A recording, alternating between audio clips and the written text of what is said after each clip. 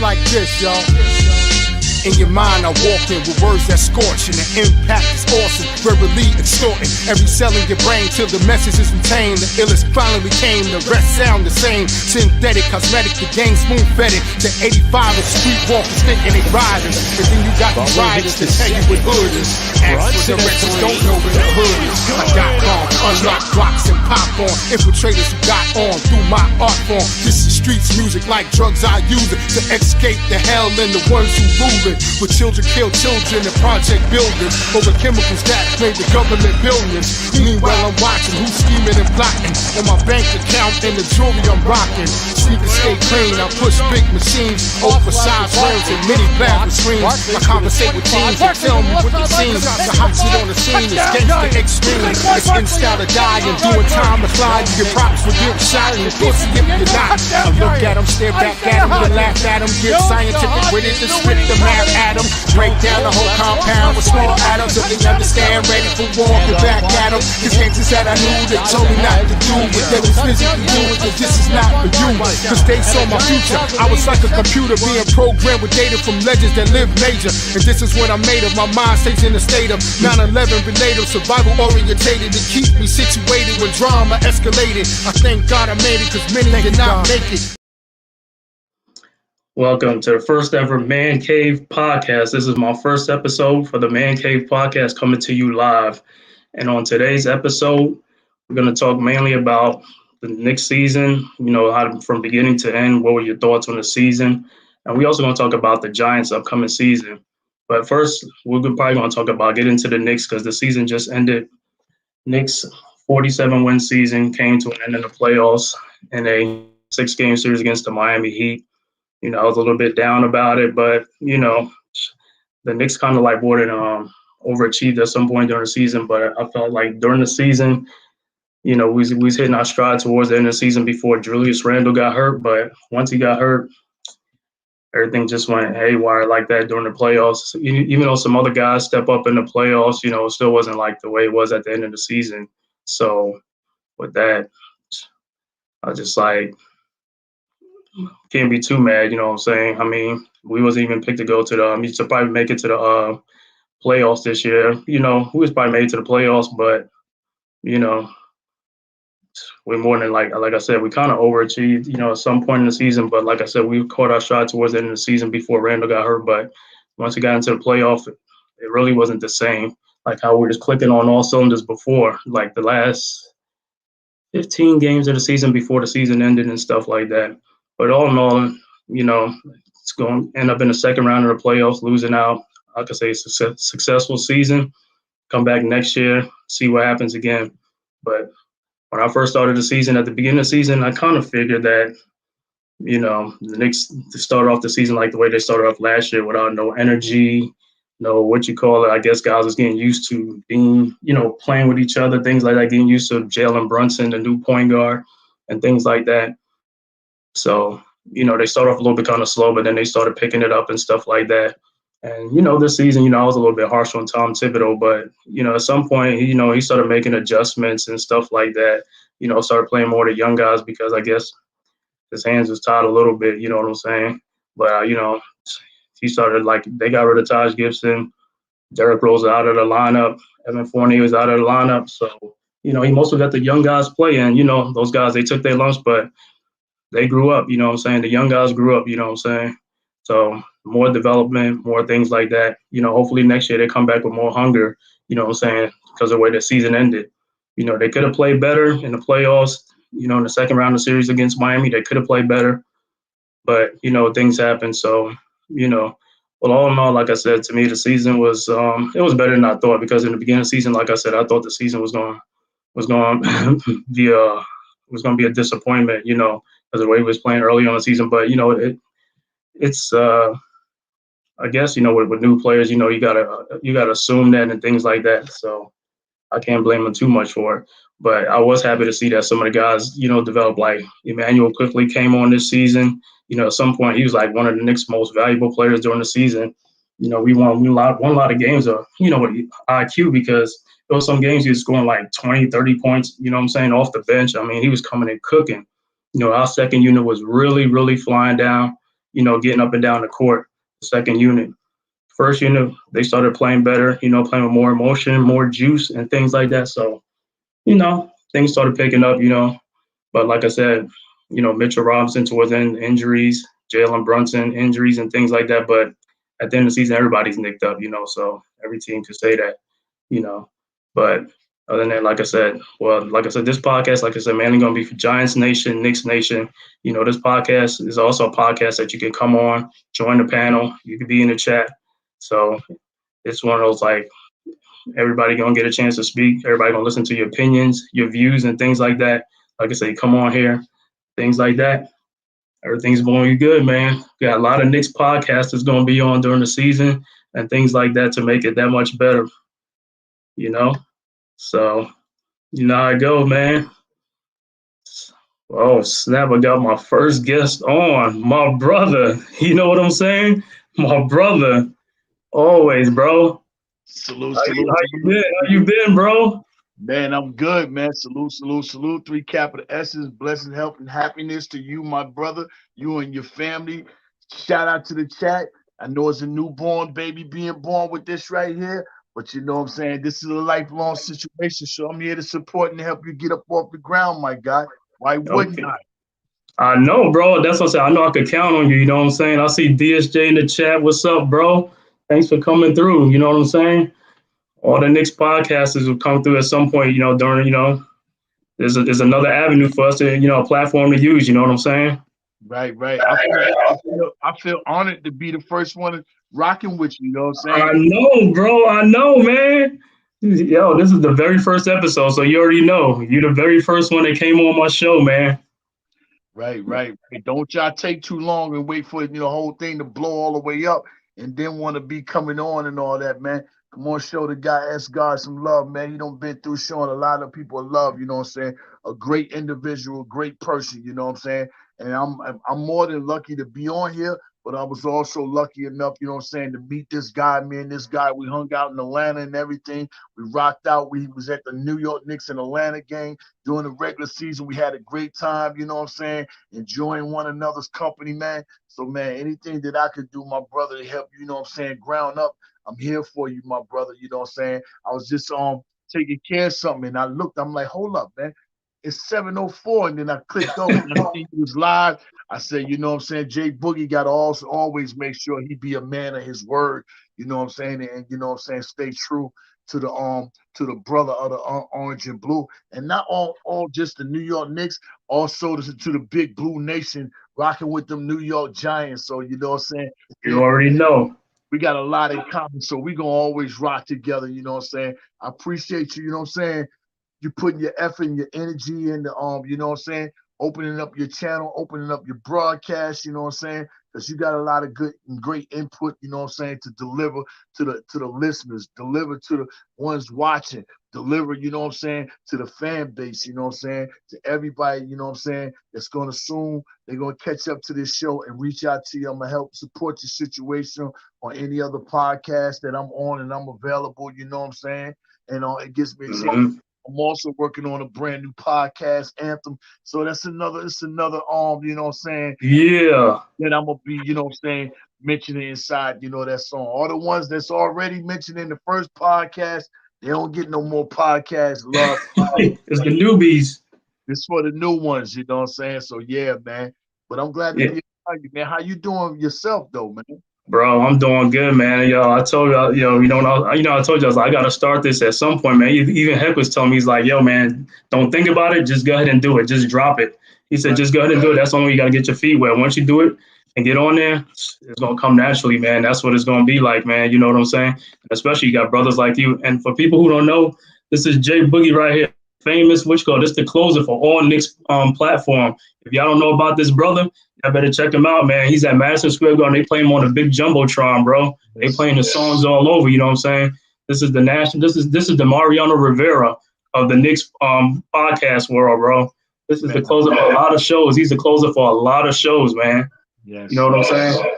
And like I said, just the same thing with you, man. It was great hanging out with you in Atlanta and stuff like that. You know what I'm saying? I told Worldwide, I was like, man, we probably got to go to a Hornets game down there, check out Jay Boogie and stuff like that. And also Josh, controversy, you know what I'm saying? Right. But this is how we gotta do. We gotta do it all year round, man. Like I said, summertime, it's gonna be light. You know what I'm saying? Because our season is over. I wish it would have been extended. You know what I'm saying? But like I said, things happen. Guys are gonna come back with more hunger. Let's see this thing happen. Let's see it grow. It can only get better from here. You know what I'm saying? Yeah, it can only get better. Um, the last game that we played, man, that's what you call a ending beginning. You know what I'm saying? That ending is leading to a new beginning, a new direction, and we know what it takes. You know what I'm saying? And I gotta tip my hat and shout out to the organization. You know what I'm saying? To the coaching staff and the squad. For a hell of a season that they provided for all of us. That was a great season that they gave us all. And so many people was unsure what was going to happen when you go all the way back to this point in time of last year. You know what I'm saying? Knowing that we had to get us a point guard, they went and got that. They got us a Mm-hmm. they got us a floor leader, a guy, you know what I'm saying, that can handle his business on the most crucial stage it is, which is Madison Square Garden, and he's not scared of the high beam like he's not a deer. He don't get stagnated by the high beams and nothing. He handled his business, you know what I'm saying? And they let me know we got a general up inside this. So shout out to the organization for going to get that guy. You know what I'm saying? The great season that the team gave us, it was really, really well appreciated on my behalf. And I know the real fans, they appreciate it too. To allow us to get within 10 games of a parade, it says a whole lot for the season. When I say 10 games, I mean 2 games to get to the Eastern Conference, 4 games to Right. get to the final, and 4 games to win it all. It's been a long time, you know what I'm saying, since we've been that close, you know what I'm saying, in that type of scenario. But now we know what it takes. We got our feet wet, when you go to the pool in the summer and it's 105, it's hot. Yeah. Why you touching that water? You get in, just get in Just there. get in. Just get in there. Right. So that's what we did this year. We jumped straight in the pool and got our feet and our life wet, you know what I'm saying? Now it's up to the office to go ahead and make everything else, you know what I'm saying, format together, man. I love the situation and the position that we in. We got a lot of draft picks, and with the new CBA collective bargaining get ready to jump into for the 2023 season, you know what I'm saying? That's telling us, we well up under the cap. We were able to make a lot of moves where a lot of teams they're stagnated, you know what I'm saying? With the 2 cap, the 169 and then another one at 179. If you're above Mm-hmm.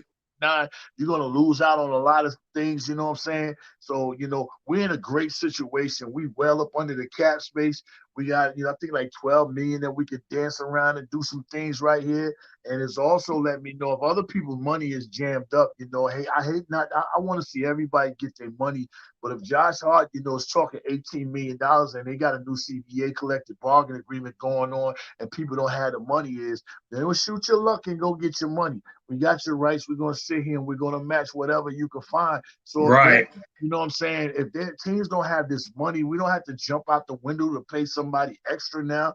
That goes for the same thing with IQ. But still in all, we want to pay somebody, you know what I'm saying, for what they're worth and to let them know we appreciate you being here. But now, we don't have to jump out, looking for 20 million for Josh and 20 million for Q, because these teams have that money with this new CBA collective bargaining coming in. So we're sitting in the right position, right time, right here, right now, doing this on season. I like to say the on season, and you know that because it's basketball, that's another thing. But when you talk about dealing with millions and billions and dollars, you know what I'm saying, as far as, an organization, that's the hardest part, trying to figure out how you're going to maneuver this money, how you're going to make the numbers right, how you going to under the luxury, how you going to make a move and bring somebody in, or how you going to extend the player that's already here, or how you going to give somebody a contract that deserves a contract at the same time, and all that. Make sure you don't tie us up as far as moving forward in the future to not be able to do other things. So, yeah, I always call it the on season, and Leon has a lot of work to do, you know what I'm saying? But I believe and have, a lot of trust in what Leon does and brings to the table. And that's what I was going to ask you too about. I know this year the Knicks don't have no draft picks, which is kind of crazy, you know what I'm saying? Because we always in the draft, so for guys, from young guys to come on and go to the summer league is I'm not even really trying to get, some leaguers, they ain't really, you know what I'm saying? It's probably like Sims and some other young guys, but this is like a first for us where we really don't have a draft pick, no, in first or second round pick. So Right. basically, we come back with the same team, and we got Josh Hart as a free agent. IQ can come up for an extension. So all of that, that's what I was going. Yeah, because you even touched on it. Because I was going to ask you, what is your feelings about what you think the Knicks could do to improve this season, improve the team? Because me personally, I think we probably need some shooters. I think, like I said, we could get like who else is? I mean, I've been seeing the thing in the paper. Seth Curry right across the borough. He'll be great because he gonna perform in the playoff. He ain't scared. He gonna shoot that thing. You know what I'm saying? Seth Curry, Strus from Miami. I think he's gonna be a free agent. I don't know how much he's gonna be, but I mean, if it's somebody like that, it's like we can get some shooting because you know what I'm saying. Evan Fournier, yeah, he's a shooter, but yeah, I think his time is done in New York. We could say that 18 million better served somewhere else. You know what I'm saying? We need guys that's gonna step up in the playoff. We need dogs. I mean, this year Brunson was a dog in the playoff. RJ was a dog at some point in the playoff, but Mitchell was a dog. And the thing that I think a lot of people didn't realize, Mitchell Robinson was hurt in the playoffs. He was playing with a bad hip, and you could see how he was running up and down the court, and he was still trying to give us everything he got. It's one thing is like it's a difference between playing injured and being hurt. When you injured, it's like a sprained ankle. You could play through it, but when you hurt, it's like, man, you got to wait till the season over to get surgery done on that thing, man. It's like people don't see it. They just think like, why this dude's getting abused by this person? Why he's not moving? Why he's not getting? It's like, bro, that dude he got a bad hip, man. He got hip messed up. I think in the first game of the Cleveland series, he played with it, and nobody knows. Everybody just saying like, how his play went down against Miami. Well, that's why. You know what I'm saying? He was still doing the thing, but he couldn't do as much as he could. You know what I'm saying? Couldn't move around like that because of that hip. You know what I'm saying? Even Brunson playing on one leg. I mean, for what he did, I was so shocked and surprised. I was like, man, this dude is playing on one leg. You know what I'm saying? If that dude was healthy, Mitch was healthy, I think we'd have went further. You know what I'm saying? Because them rebounds and that interior paint. Come on, man, you can't have people like Strus and them coming down the lane, laying up on Mitch. I knew that when I saw that. I was like, man, I said this dude is playing hurt. You know what I'm saying? But hey, it is what it is. He's a dog. He's a warrior. He's gonna do what he got to do. But as far as that, like I said, I was just going to ask you, like, what do you think they could do to improve the team? I know Gary Trent is a free agent too. I mean, I don't know. Knicks don't have too much money, but you know what I'm saying? Or if they could do something with Fournier, you know what I'm saying? Or come up with something, you know what I'm saying? To improve the team. Because I think we just need shooters and we need guys that's really going to be there in the playoffs.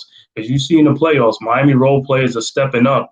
Denver role players are stepping up. And that's the difference. Our role players really didn't step up in that second round of the series, you know what I'm saying? So that's what I'm saying. That I mean, they jumped in there, got their feet wet. Now they know what it takes. You know what I'm saying? Because when you get in the playoff, like I told somebody, I forgot who I was SK Smoking Nick. I told him like the regular season, that's for child's play. The postseason, that's grown men. You gotta be a grown man in the playoffs. And we wasn't grown. At some point, we wasn't grown. We need to be grown. You know what I'm saying? Yeah, you said a lot right there, and that's the thing about, far as having the right people, on the bench that could come in and, substitute and take over and either, run down a league or have a league and stretch it or have a league and keep it, and we had a bunch of young guys on our team. When you talk, we had a lot of young guys that this is a learning experience for them, Mitch Right. playoffs with us before. He was injured against Atlanta. You know what I'm saying? Then you got Grimes. Mm-hmm. Ducey's still in the learning stage, you know what I'm saying?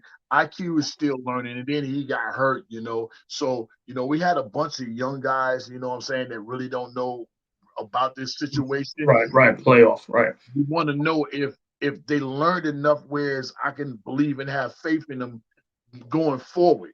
But the thing about not having no draft picks, it's good to have you. I mean, to get you a top lottery pick and everything, that means you want to strike and hit and get, what I'm saying, what's best for your team.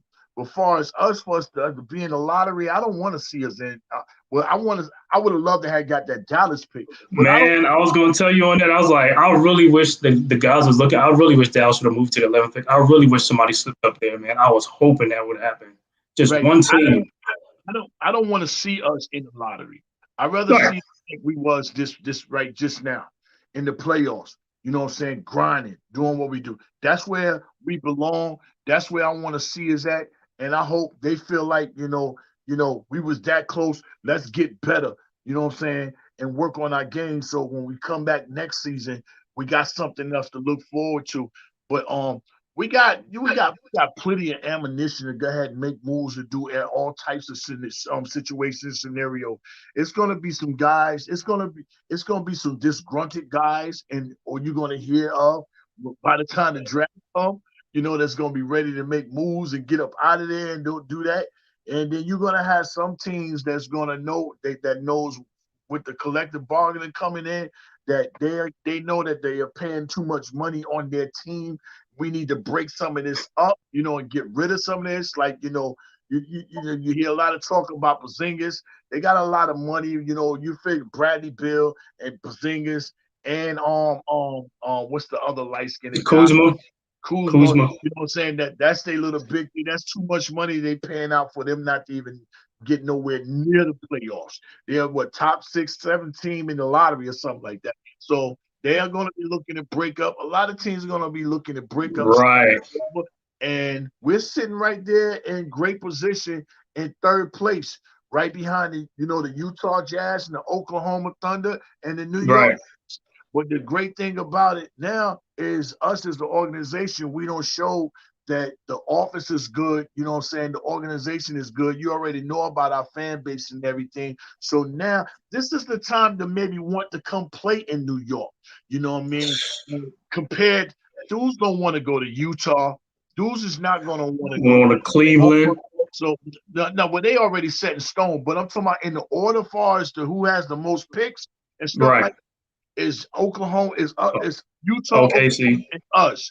You know what I'm saying? So out of those 3 teams that got the most, you know what I'm saying, things that we can offer for a disgruntled player, man, people are not going to want to go to them other 2 teams. Right. We're sitting real good about what we got going on, and I feel happy about it. You know what's funny, though? Utah got all them picks, and I think they wanted to give all them picks to San Antonio to give Victor Wembanyama, but San Antonio ain't going to take them picks. They're keeping that man. Because everybody, this was the draft that everybody wanted to get in and get as many picks as possible, get up to get Victor. You know what I'm saying? And they lost out. Yeah, I knew Tony was going to wind up with that pick. They always do. Nah, but it's not that with the number 1. You got to look at like of course the league was going to help. You know what I'm saying? Right. Popovich out. And give him a new start. He's still hanging it out with the young guys. Right. Give him something. And they gave him the number 1 pick. Well deserved for him. You know what I'm saying? Let's get it. He got he got almost a double twin tower in one guy. He got a new Tim Duncan and a David Robinson all in one. And be honest with you, what better, if it ain't us, what better place, landing spot that guy could have went? Somebody who's going to take care of him. I know, man. I know. Right. And he's been up under the wing already. His manager is Tony Parker. So he already, what I'm saying? All the things was lining up to him going to San Antonio before, they got the lottery pick. And, I'm happy for San Antonio. I'm happy for the young kid. And I'm happy for another team in the league that's being able to be, saved. You know what I'm saying? And yeah, man. Reality. And they got a great coach, and they got cap space, and they got cap space, and it's gonna be some people. They can go get guys like Gabe Vincent, guys like like right, that. Exactly. 20,000 is not going to hurt them. And Gabe is showing that he deserved that money. But that money is going to hurt against Miami. Miami, it will hurt them. They got Gabe, they got Strolls, you know what I'm saying? Both of them guys, and they got Caleb, and them guys is deserving. And Caleb is showing you right now. Man, Caleb is showing up and showing out, bro. They robbed him for that Eastern Conference MVP. They robbed him for that. I know. I saw that too. I was surprised. I was like, man, he was the MVP to me in that series because he saved them, bro. He saved them. And you thought that was Allen Houston out there. Every 3-point he threw up down, I was like, whoa, that was like water. Yeah, he was getting the bounce. He was getting step back.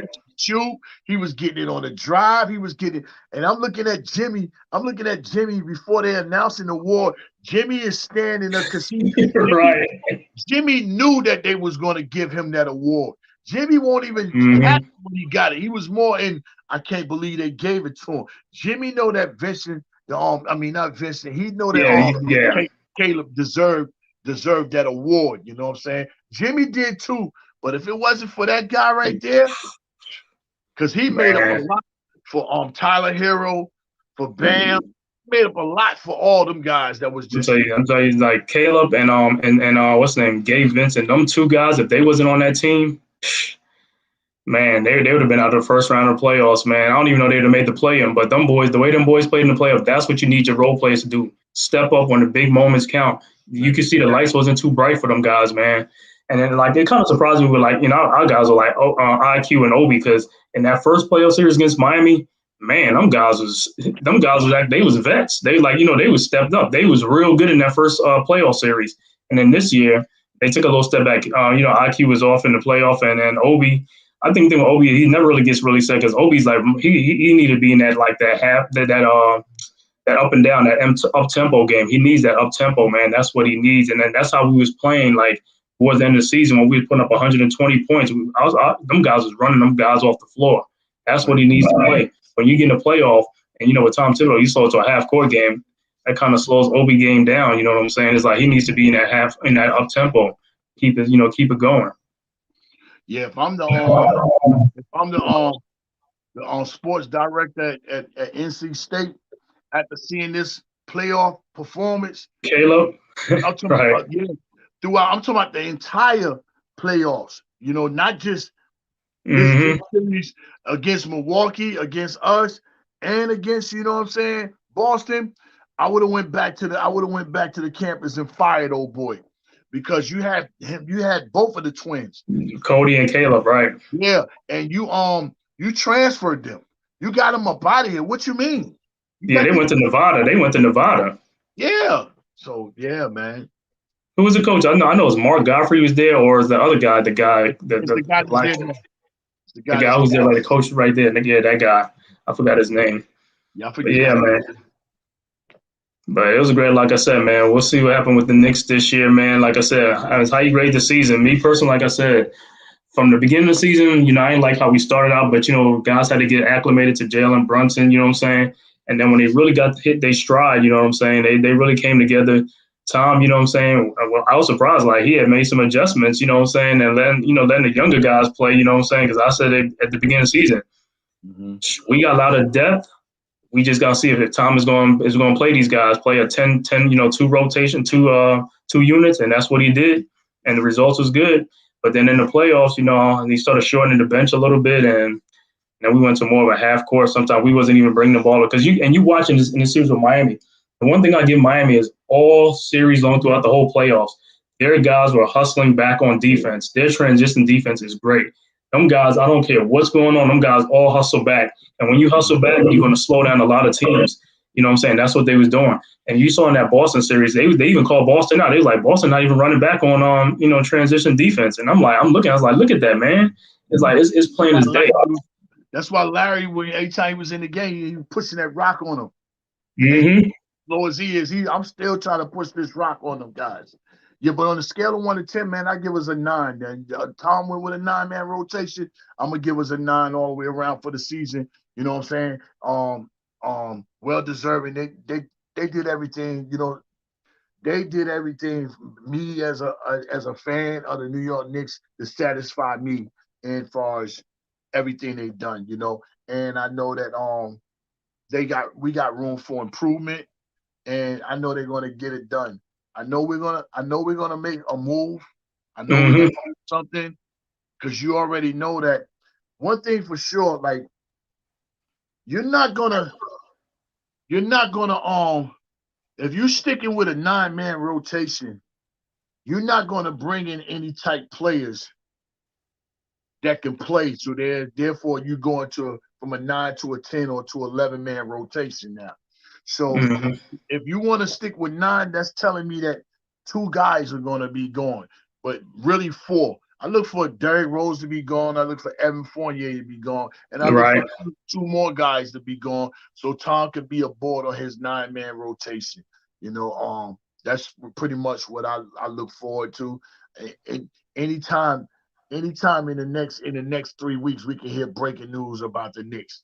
I'm just waiting on that lottery, that draft to The come, draft. and you're gonna see some moves are being made. I don't look for us to make if we make a move to get us a draft pick. So I'll That, probably be a second round pick. well, what I'm saying is, if we make a move to get a pick in the first round, Yeah, that's late first round. that's telling me even more they get ready to trade some guys that's on the team. So how you feel about all these, rumors about, disgruntled players asking for trades, like Embiid and stuff like that, suspended with shakeout in Philadelphia with Harden possibly going to Houston. Who else? Carl Anthony Towns. These are just rumors and stuff like that. So, but in a season when you don't have draft picks, you don't have something, and things got to be, what I'm saying is like if they want to shake things up, if they feel like, listen, we get to a certain point and we don't know if this group can get it done, we're gonna have to try to shake it up a little bit. You know what I'm saying? They know who the dogs are. You know what I'm saying? Like, so. Well, I don't look for Embiid doing anything going anywhere. I don't know Me either. Me either. all the rumors and everything. What I do and what I will say is Nurse is not going if he hasn't spoken to Embiid.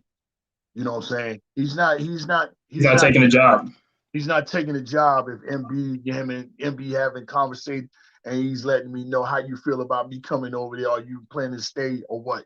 He's not coming to take that job when he had other options, on the table. Now, on the flip side of that, MB can be upset if he was okay with Doc and the office went on and made a move without talking to him. So if they didn't talk to him, then yeah, MB has a right to be upset. You know what I mean? Right. Because it's my team.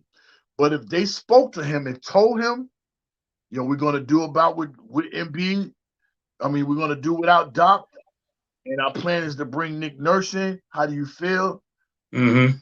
That's a different subject. And then I look for Nick Nurse to have called and talk to him.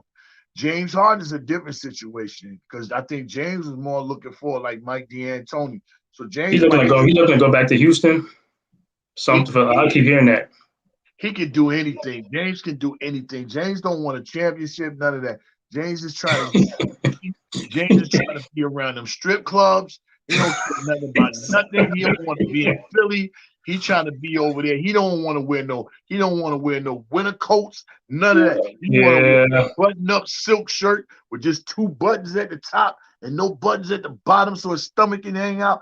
James is a wild boy. So he can go ahead and do what he want to do, but that helps me out. Break it up. Break it up. Yo, matter of fact, Boston, don't even give Jaylen Brown no money. Break it up. That's 2 teams that's in front of us. Break it up.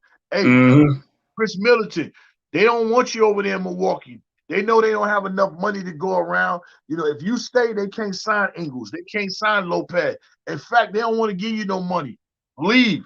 Break it up. That's 3 teams in front of us. If they break it up, break it up. You know what I'm saying? I don't care if you tear it down. Like my man in Sugar, like Romeo said in Sugar Hill in the alley when they hung his man up. Right. Bring him down. Bring him down. You tear all that down. We don't care nothing about that. So I just, like I said, I feel like we sitting right in the right position. You know what I'm saying?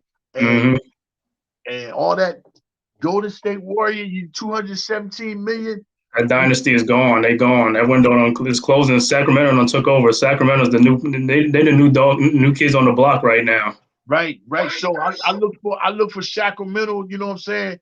I know they're gonna have to get rid of at least 2 out of them 4 guys, but they're gonna probably start with Poole, and then the other 3 guys you're gonna have Clay. You're gonna have you're gonna have Draymond, and you're gonna have Wiggins.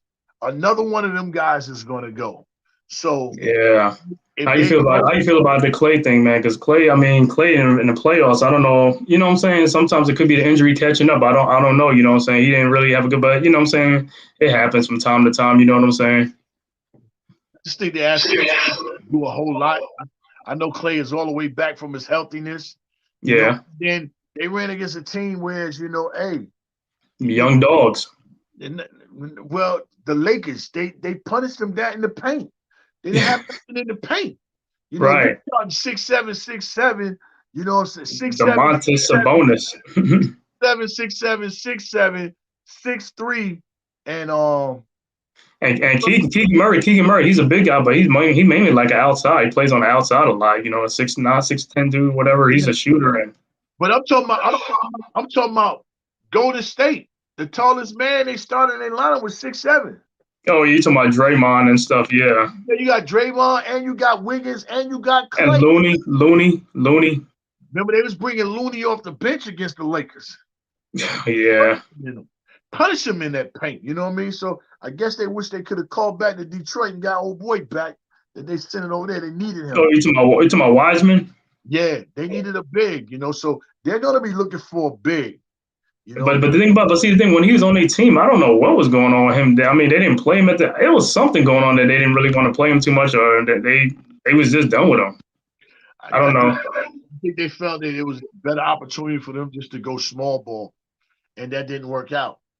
Not against them. You know, Anthony Davis, trash as he is, and and fragile as he is, he was punishing down there in that paint. Punishing.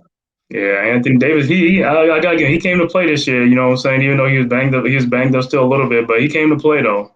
But in that last series against Denver, man. Yeah, you could pretty much look for any of them Golden State type guys to wind up in Sacramento. You can look for. Yeah, I'm gonna let the world know that's tuned into your channel right now. You can look for anybody that moves from the Golden State Warriors will be on that Sacramento team because that's the same offensive set and they got ties. So you can look for any, especially you put a Klay Thompson over there, that's a problem. That's a problem. You know, so who's it called? Yeah, Mike Brown, the coach of the Sacramento Kings. Mm-hmm. So, and I think he's coming to free agents. Harrison Barnes a free agent. I don't know. I think he is Barnes because he was like they starting small forward. I think. What DSJ is saying on that comment. Oh yeah, it's one combination that always get mentioned by sports media: disgruntled stars and the Knicks. At this point, I just laugh at the high-profile names attached to New York. Yeah, that's always going to be. You know how that is. That's always going to be. Right. You know what I'm saying? That's always going to be, man. AD is trash. You know what I'm saying? The thing with AD and the Lakers, I just wonder when LeBron leaves, what is AD going to do? Because, I mean, it was his team in New Orleans, and he didn't want to be there. He didn't want to do it. So if he's with the Lakers now, it's like if LeBron leaves, is he going to be that man to carry the team, though? You know, is he going to be that one? You know, be honest, AD can punish him. Yeah. He told them people when he came to the Lakers, he told them off rip, I do not want to play center. So what you putting him at his natural spot, having him at his power forward because power forward stretch four is LeBron's best friend. He won a championship with a stretch four with Bosh. He won a championship with a stretch four with Love. And then he won a championship with a stretch four with Davis. And he told him, I don't want to play in the middle.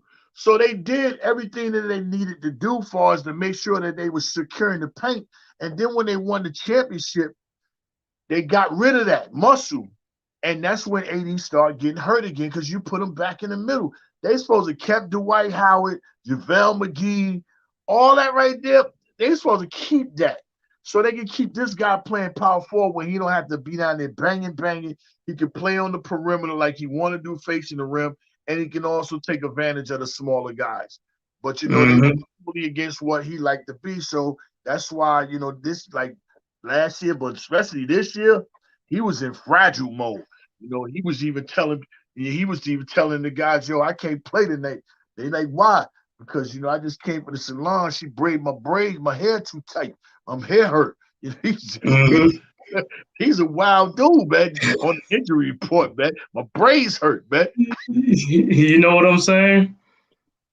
Man, But yeah, but you know what though, I gotta give it to the Lakers. Surprised me though, because I didn't even think they was gonna get as far as they did though. You know, I think that also that midseason trade really helped them because they was dead in the waters, man. They was dead in the waters. They needed some more youth on that team, and yeah, they really. I mean, I thought they was gonna make it to a finals too. You know what I'm saying?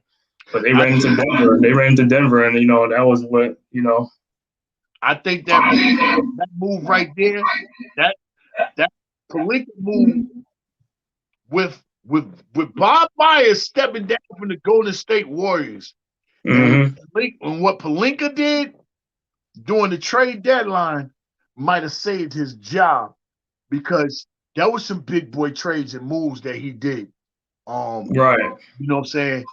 During that deadline to get them back in position to even fight and make it all the way to the 7th seed because I think it was the 13th or the 14th. Yeah, man. Yeah. You know what I'm saying? So, you know, the moves he made really tallied up, you know.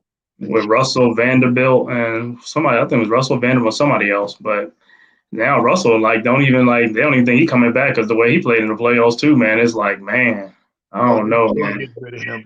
They got to clean him up. Because he ain't getting no $30-something million like that last contract he got. Nah, he ain't getting that.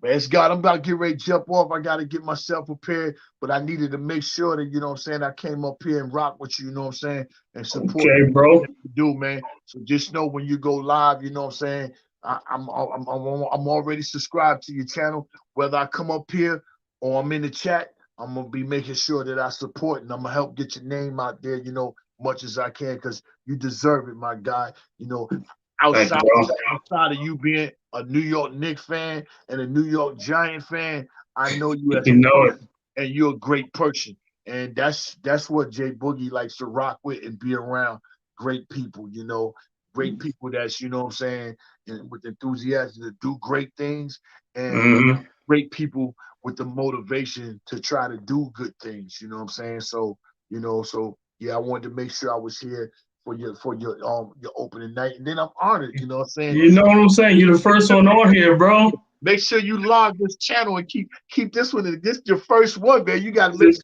one gonna be in the rotation, right? It's gonna be come back up to the top. You know what I'm saying? My God, man. My God, bro. Thank you so much for coming through, man. I know you're gonna watch that Miami game tonight and stuff. Miami, Denver, see what goes on and stuff like that. See how that series gonna start off, and I can tell from the first 2 games to see how it's gonna start off. I got to put my bet in, man. I had something going on. Oh, yeah, I already know. Back in, I got to get this 4 pick in, you know what I'm saying? But Okay. Man. Blessings to you, your family, and everybody in the chat, man. Salute. All right, man. Capital S's. No doubt, bro. Yeah, that was my man Jay Boogie coming through, you know what I'm saying, representing, you know what I'm saying, the closer, Jay Boogie, the closer for the Knicks, coming through, blessing us and stuff like that. But yeah, I'm talking about as far as the Knicks, you got his thoughts on the Knicks and stuff like that from the season. Now I'm going to switch over and talk about the Giants, you know what I'm saying, before this game comes on, you know what I'm saying. We talk about the Giants season and, you know, OTAs right now, the draft, the regular season, you know what I'm saying, the end of the season, free agency, how you feel about it, you know what I'm saying, this year coming up. Man, I'm really excited for the Giants. Like I said, man, we had a great offseason.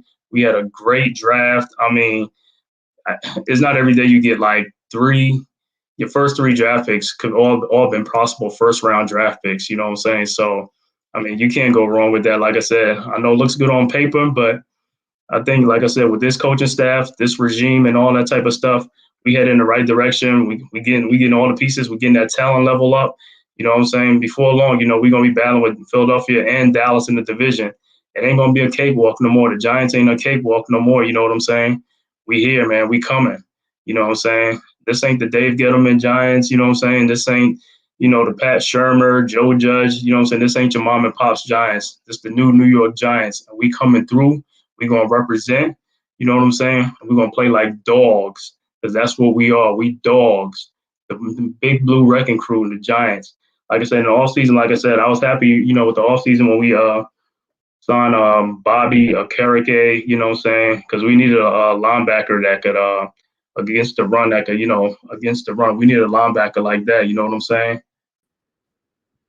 Oh, snap. Look who popped up in here, bro. Yes, sir. We came a That's long it, bro. way, but we got in. We got in. We got him, boy. This my man, Rand. What's up, Rand Smoke? What's up, bro? What's up, my peoples? What's up, man? Been a Coming minute. chilling on this podcast. You know what I'm saying? We just talking about the Knicks. You know what I'm saying? I already know how you feel about the Knicks and stuff like that. The first thing I got to say about the Knicks, get rid of Randall. Okay? I can't take it. I don't like anything about him. I don't like his demeanor. I don't like the way he act like a sore loser. He doesn't come through in the clutch in the fourth quarter and in games. What? Against who was it? Against Miami. Come on, man.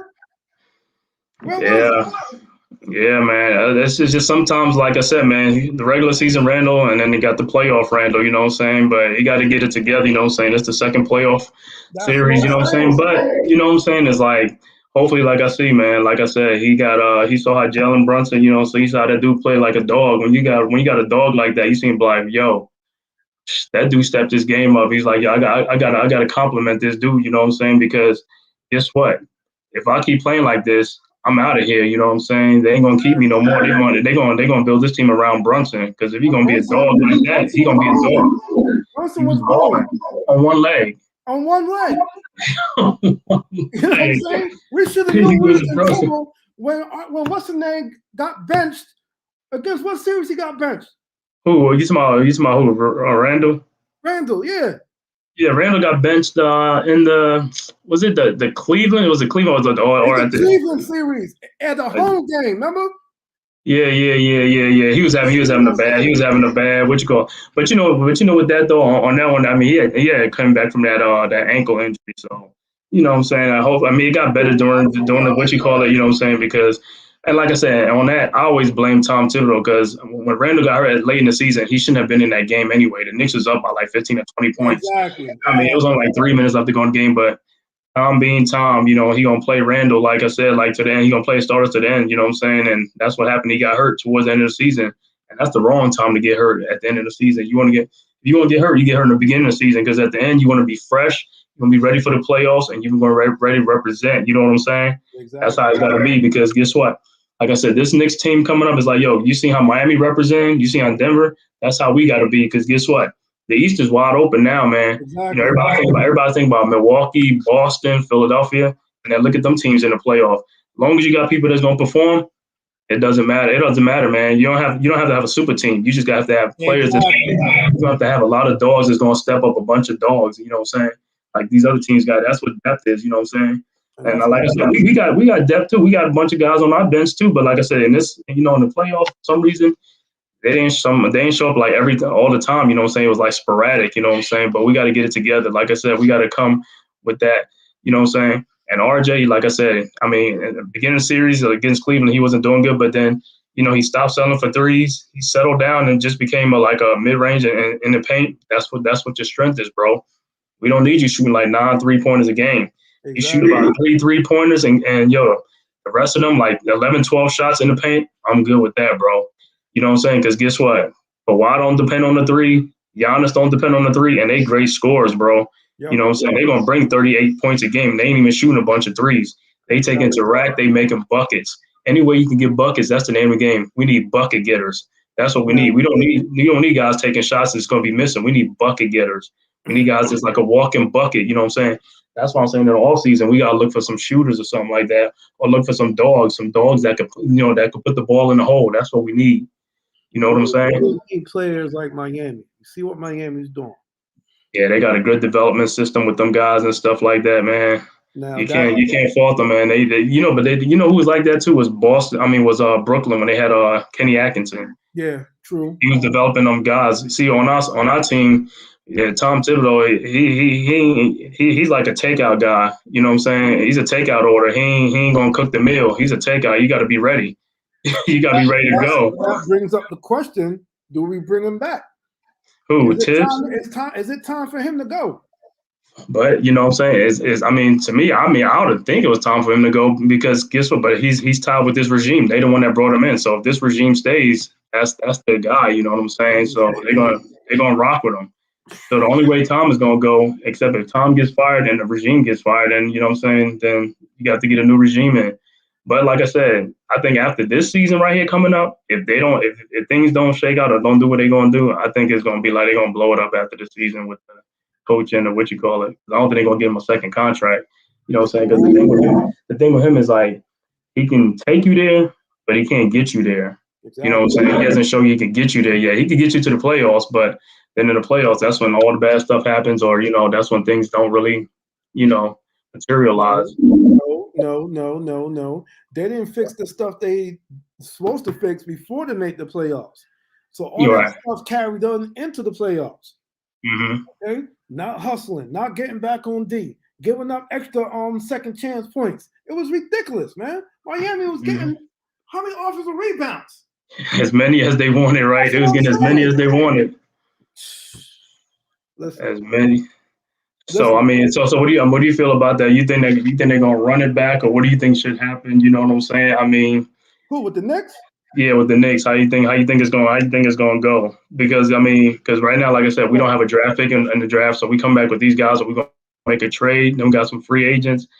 So if we're gonna make a trade for Randall to get rid of Randall, then we're gonna obviously keep what we got. We don't got nothing in the draft, right? Right. So this is gonna give a chance to everybody to play again cohesively, right? Okay, so you're saying with Randall, if you get rid of Randall, who would you get if you get rid of Randall? Who are you gonna bring in to replace Randall? Who's gonna be available? Right, that's what I'm saying. But that's the whole thing, because some guys are not available. You got to find out who's going to be available that you could trade for Randall that's going to bring about the production, because he's a 25 and 10 guy, during the season. But in the playoffs, it's 16 and 18 points, 20 points. You know what I'm saying? Because in the playoffs you got to step up. You got to step up from your regular season. In the playoffs, so if you're averaging 25, you want to be around like what Jimmy Butler's doing, like 31, 33 points a game. Exactly. You know what I'm saying? Just play like the way you play in the regular season, man. But the playoffs is like, it's almost like you gotta, your basketball IQ gotta be there. You gotta step your game up. You gotta go from playoff mode, from regular season to playoff mode. That's why I keep bringing it back to the coach, because all he's doing ISO ball to Randall, dribble. It's my read and react. That's his offense, is read and react. That's it, man. He's not coming up with no scheme. The ball got to move. You know what I'm saying? The ball needs energy. Everybody got to touch the ball. It's the same thing every time. Then you just switch it to Brunson. He do the same thing, but at least he's making it. He's more consistent. Yeah, Brunson, because the thing about it, Brunson get in that paint and he do his thing, do his shake and bake and get near the hoop. Exactly. Randall do his thing, shake and bake, probably do the hoop, or he might do a fall away jump shot, like a fadeaway jump shot. Oh, he's pulling up from deep. That's it. Right. Yeah, I think RJ needed more consistency. Yeah. I thought he shied away from the big lights. You know what I'm saying? Come on, man. This is Big Apple, man. You know what I'm saying? These boys got to understand, like, when you come to the Garden and you playing for your life, you got to give it all. You got to leave it all. You got to leave it all out there. Exactly. I mean, I think more like at least RJ played a little bit better in what's that, from game 2 from Cleveland on into the Miami series. He played good because he was still averaging he averaged like 20 points in the regular season, so his average was the same in the playoffs. So it ain't like he really slacked off. And only the first 2 games of the Cleveland series, but then after that, he started picking up and becoming more efficient. You know what I'm saying? Where he wasn't taking many threes, he was taking 2s and getting to the basket. And we all know he gets fouled a lot, but they hardly call. But he was getting some fouls, so he's going to the free throw line. And then he got into some foul trouble. Some game got into foul trouble, which someone calls us iffy calls, but it is what it is. You're gonna get your foul calls. He still was inconsistent to the free throw line as well in big moments. Mm-hmm. You know what I mean? It wasn't only RJ. It was also Randall. He missed a couple. Yeah. I think it came down to coaching and play calling when it came down to the games that we needed to win. Because remember, we was winning some of them games and they came back and beat us. Yeah, we was leading some games. We had some 15, 20-point lead, and we just like collapsed and stuff like that. But exactly. You know what I mean? And then also like with us is like as far as getting back, we was not getting back in transition defense. We was jogging back on defense through the whole playoff. You can't do that. And that's why Miami was getting on them buckets. Like Kevin Love was throwing like passes from like one side of the court down to the other and for layup or dunk. So I'm like, man, come on now. Exactly. I mean, when that happens, your guard got to get back. The guards got to get back. You know what I'm saying? They gotta have that mentality, like I keep saying, Miami had. Miami underdogs, right? Every series they played, underdogs. Mm-hmm. What they do? They win the first game in every series. Yeah, they took home court. Yeah, they took home court. They took home court. They came out hungry. They came out hungry. You got to win to. I got to see this one. I want to see how the series going to shake out. These first two games going to tell me something. Because Miami's a 9-point underdog. I know. It's 8.5. It was just at 9. Yeah. So yeah, I mean, hey, I got to see because this is the one thing with Miami though. They haven't run across a big man like Jokic though. Because these other guys that they play, I mean, the Knicks, Mitchell Robinson not really an offensive player like that. And They beat Giannis. Yeah. Took him out. Who's the next series? The Knicks, right? Yeah, they took us out.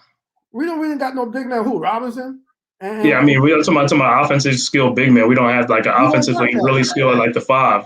Okay. Right. And to your point, Boston don't really got no big man either.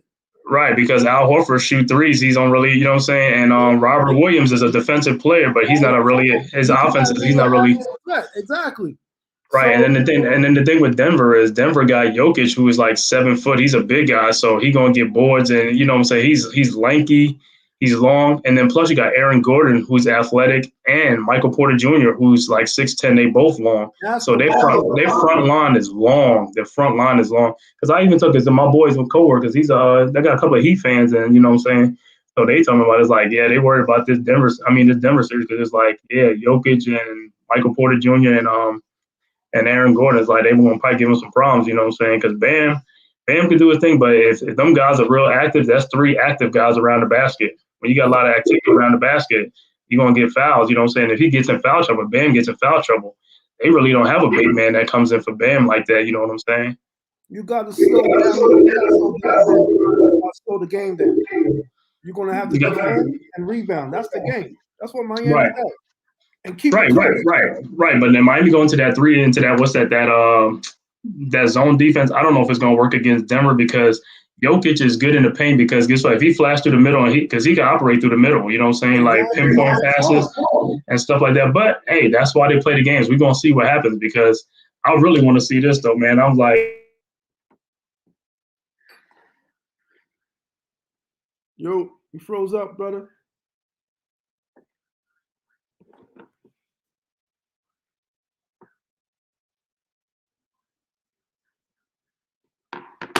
You froze up, brother.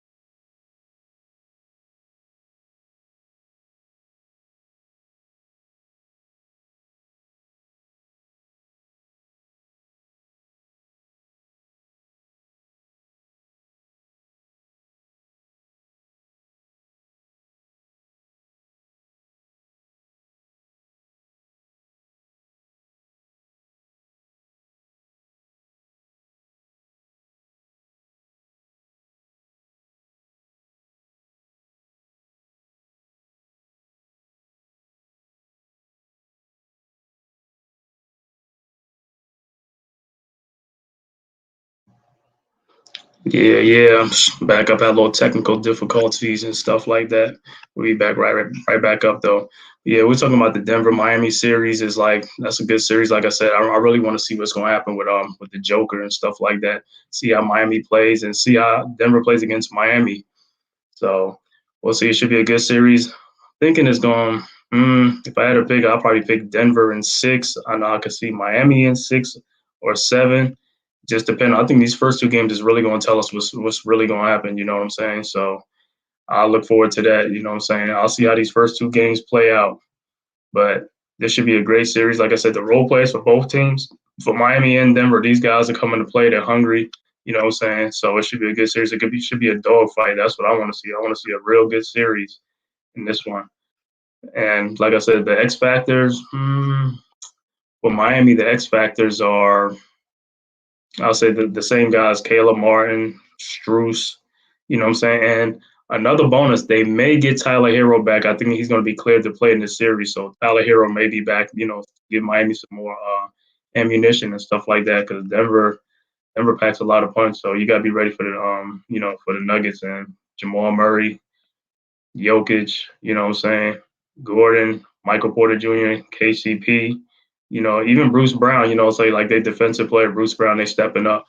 So it should be a great series, like I said. But Miami, like I said, Miami has really been on the roll. You know what I'm saying? Their role players have stepped up. Caleb Martin, Strus, Gabe Vincent. Who else when they come in? The reincarnation of Duncan Robinson. Duncan Robinson is back. So, you know, that should help Miami and stuff like that. So it should be a good series. Like I said, I want to see how Miami implements their zone defense against Denver, how Denver's going to, deal with it and stuff like that.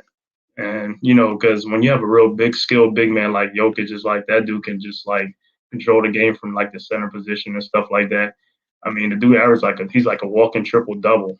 I mean, he's like 30 points, 12 rebounds, 11 assists, something like that. I mean, that's like, you know what I'm saying? It's like if you got a guy that can do that, it makes it much easier, you know what I'm saying, for the other guys to do their part, play their part, you know what I'm saying? The only thing you got to do is just feed off of Jokic and just go from there, you know what I'm saying?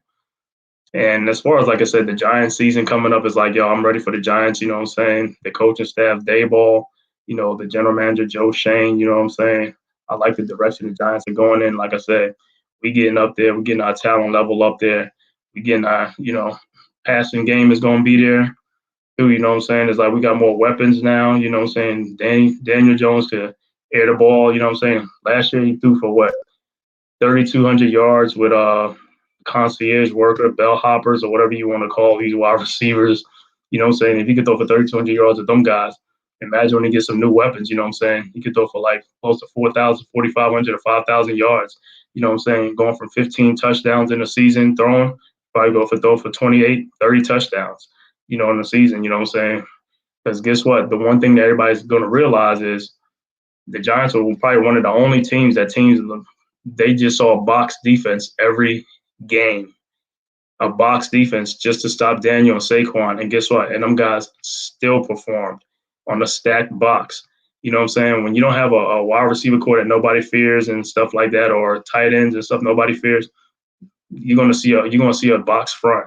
And when you see a box front, it's hard to to be consistent in your offense and things like that, because it's like everybody got to execute, got to be precise. Blocks, linemen's got to block, offensive linemen got to run block, pass block, things like that. But now everybody gonna see this shit. Like for the first time, the Giants ain't gonna be facing a stacked box like that no more. And when you don't see that, Saquon gonna have mad running lanes. Daniel Jones gonna do whatever he wants to do. And like I said, and that Giants offense is gonna be humming. Okay, it's gonna be humming. Like I said, if you ain't see the Giants, like I said, when you see the Giants play this shit, you're gonna be like, yo, I didn't know they had it like that. You know what I'm saying? I think we're gonna shock more people. We went 9-7 last year. I mean, even though I know our schedule is harder this year because you know what I'm saying, we went 9-7. We probably got like the 14th or 13th, something harder schedule or something like that. And we got like 6 or 7 of our first 10 games is on the road. So the first 10 games of the season is going to be real tough. If we can win a lot of those road games, and then towards the middle to the end of the season, we're going to be playing a lot of home games, and then we can really, get into the season like that. That'll do wonders for us, man. But like I said, don't sleep on the Giants. Like I said, we coming through this season. I'm very excited for the Giants, excited for what they've done. You know what I'm saying? It's like we getting this thing together. You know what I'm saying? The Giants are going to, like I said, ain't going to be no cakewalk no more playing the New York Giants. You're going to have to really play. You know what I'm saying? I know last year we got stomped by the Eagles and stuff like that. But this year, I think it's going to be more competitive. Dallas is another team that, they've had our number, but those days are over with, man. We coming to play, and we're going to take it to Dallas. You know what I'm saying? So I'm really, like I said, I'm very excited for this season. I can't wait. I actually can't even wait for the season to start. You know what I'm saying? I know right now, like I said, they doing OTAs and things like that. You read little things what's going on in OTAs. Jalen Hyatt catching touchdown passes, Darren Waller showing out in practice. But that's 7-on-7 with no pads on and stuff like that. So the real one's gonna be the training camps in July and stuff like that. Right now, they playing in shorts and things like that, so they're not really doing too much hitting and stuff like that. But it's good to see that the like Daniel Jones, like I think before training camp even started, like he got the guys together to go to Arizona, to get some chemistry together. It's like about 15 or 20 guys and stuff like that, wide receivers and things working out with these guys. So that's a great thing, man. When you got a quarterback who's like dedicated, hard working, you can see that he wants to be good, wants to be great. So that's a great thing. So get that chemistry with that team going and stuff like that. But like I said, as far as like I said with the Knicks season, I was happy with the Knicks season. I mean, even though we bowed out in the second round, you know what I'm saying? That was a good season though. Like I said, we'll come back more hungry, you know what I'm saying? And we'll see what they have in store for us. But as far as that, man, thank you for watching this first episode of the Man Cave podcast with your host Sgod, like I said. And please, if you're new to the channel, please hit that like and subscribe button, and also hit that notification bell to let you know when I come on or what content I have to keep up with all the latest New York Knicks, New York Giants content and things like that. Giants Nation, Knicks Nation, you know how we do, So I'm gonna shout out the chat, my man Randy Cox in here, DSJ, showing up, thanks for the love and things like that. Also, man, I got to give a special shout out to my first guest on this podcast, which is Jay Boogie, the closer. You know what I'm saying? That brother always rock. He always supports me, supports all the Knicks content, podcasters, and all that stuff. You know what I'm saying? Great brother, down to earth, met him, hang out with him and stuff like that. You know what I'm saying? Couldn't thank him enough to coming on here and support me and stuff like that. Also, my man Randy Cox, you know what I'm saying? Coming on this first episode of the Man Cave. We had a little technical difficulties, but just had to come back on here and finish it off and stuff like that. So without that being said, thanks for watching, you know what I'm saying? And stay tuned for the next podcast coming up next week. You know what I'm saying? So signing out, this is Sgod, signing out for the Man Cave podcast.